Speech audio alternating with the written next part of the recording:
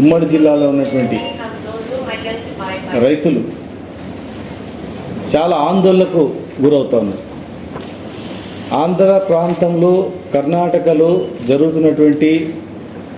జరగడానికి సిద్ధంగా ఉన్నటువంటి బ్యారేజీలు కావచ్చు, రిజర్వాయర్ల ఎత్తు కావచ్చు, అవన్నీ చూస్తూ ఉంటే అవన్నీ అయిపోతే ఇక మనకు పాలమూరు గతి ఏంది?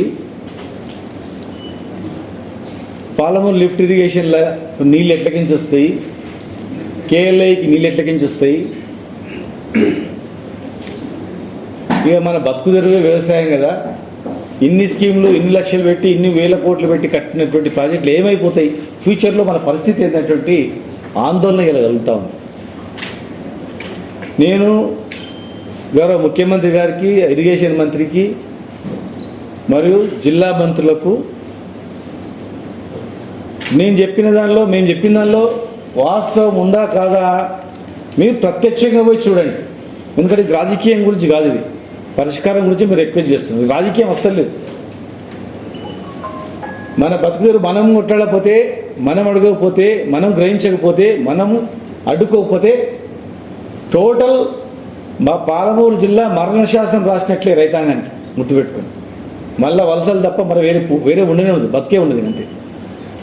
ఎకరా ఉన్నోడు 50 ఎకరాలు ఉన్నోడు కూడా ఊరిడిచిపెట్టి పోవాల్సింది తప్ప ఏమి ఉండదు కదా. వర్షాలు పడితే పంట, లేకపోతే లేదు.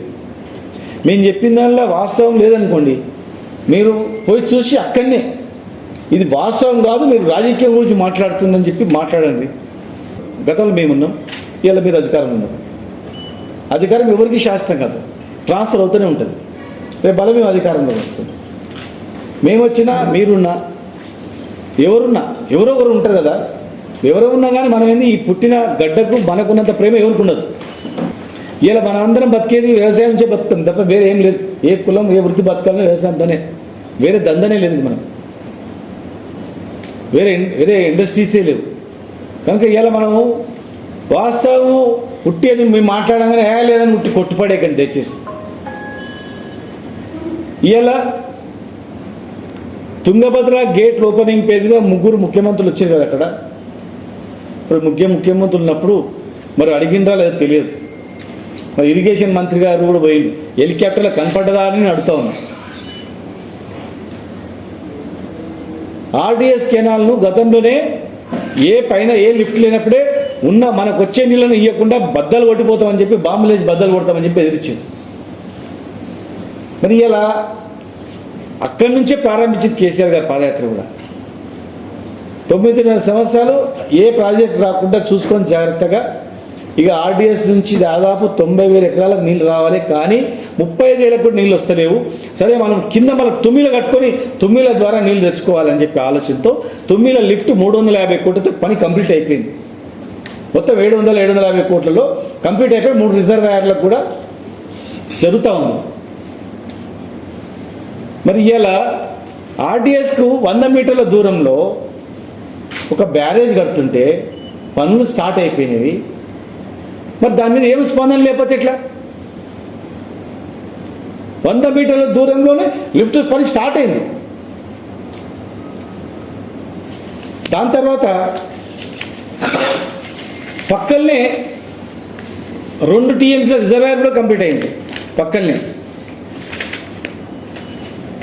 కప్పగల్ కురిడి దగ్గర 60% రిజర్వేషన్ మన రిజర్వాయర్ కంప్లీట్ అయింది. 100 మీటర్ల దూరంలో లిఫ్ట్ స్టార్ట్ అయింది. తర్వాత చిక్కమంచాల దగ్గర 5 టీఎంసీల రోడ్డు కమ్ బ్యారేజీ పనులు స్టార్ట్ అవుతున్నాయి. చిక్కాల పరిధిలో ఇంకో 2.5 టీఎంసీ అది కూడా పనులు నడుస్తున్నాయి. మరి మీ హెలికాప్టర్ పోయేటప్పుడు ఈ రిజర్వాయర్ ఎవరు కడుతుండే, కర్ణాటకలో ఎందుకు కడుతున్నా అనేది గుర్తు రాలేదా? పక్కల లిఫ్ట్ పనులు జరుగుతున్నప్పుడు గుర్తు రాలేదా?